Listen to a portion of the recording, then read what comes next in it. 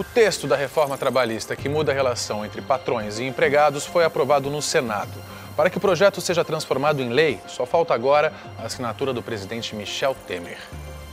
O presidente Temer convocou a imprensa assim que a votação no Senado terminou. Ele disse que a reforma trabalhista aprovada pelo Congresso é uma das mais ambiciosas dos últimos 30 anos. Essa aprovação definitiva da proposta é uma vitória do Brasil na luta contra o desemprego e na construção de um país mais competitivo. Eu penso que nós aprovamos uma das reformas mais ambiciosas dos últimos 30 anos. Aliás, desde a Constituição de 88, eu fui constituinte, o país aguardava uma nova legislação trabalhista. O texto principal da reforma trabalhista foi aprovado depois de mais de 8 horas de uma sessão conturbada.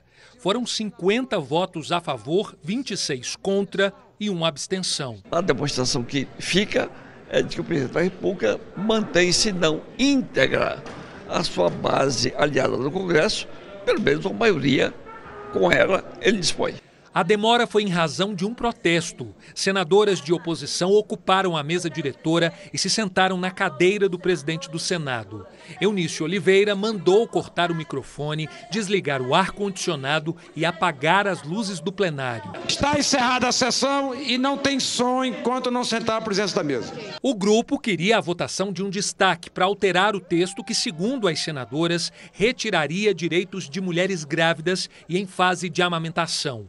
A oposição alegou que a questão não foi debatida. É uma manifestação política de senadoras que resolveram impedir o funcionamento da mesa diretora. O senador José Medeiros conseguiu 15 assinaturas e entrou no Conselho de Ética com uma representação contra as senadoras por quebra de decoro. Diante dessa postura de radicalização que foi adotada, numa afronta, num desrespeito à instituição, num achincalho ao país, porque foram eles que colocaram o país na crise.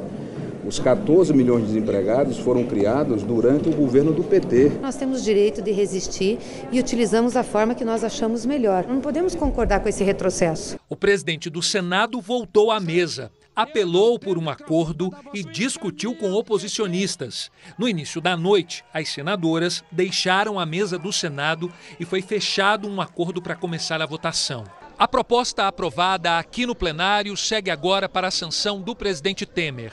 O texto da reforma trabalhista muda as relações entre patrões e empregados. Se o projeto for sancionado sem qualquer outra alteração, serão mais de 100 modificações na CLT. A reforma não muda direitos como o 13º salário, Fundo de Garantia por Tempo de Serviço, FGTS, Seguro-Desemprego e Licença Maternidade. E define que as convenções e os acordos coletivos se sobrepõem às leis atuais.